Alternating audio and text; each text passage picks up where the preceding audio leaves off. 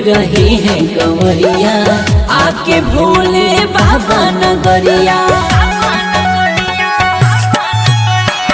मस्ती में डोल रहे हैं कंवरिया, आके भोले बाबा नगरिया।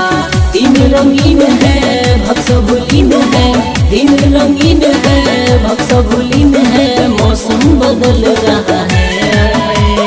सावन महीना चल रहा है, देवघर में बोल बम गूंज रहा है। सावन महीना चल रहा है, देवघर में बोल बम गूंज रहा है।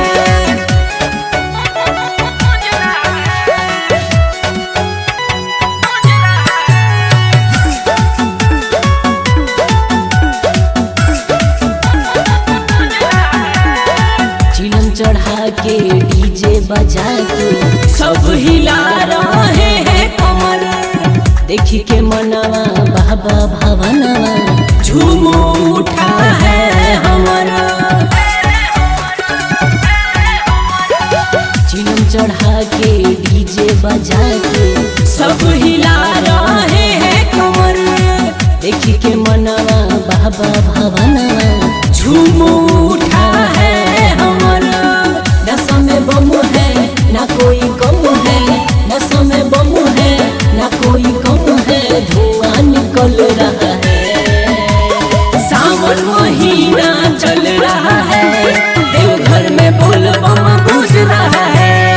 सावन महीना चल रहा है, देवघर में बोल बम गूंज रहा है।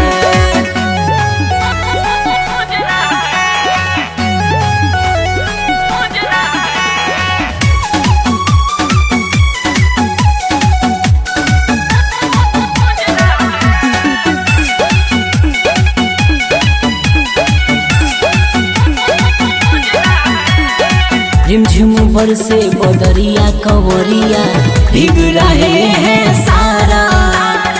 दीपक सिंह प्रेम राज दीवाना बाबा को है प्यारा। झिमझिम बरसे बदरिया कंवरिया भीग रहे हैं सारा। दीपक सिंह प्रेम राज दीवाना बाबा को है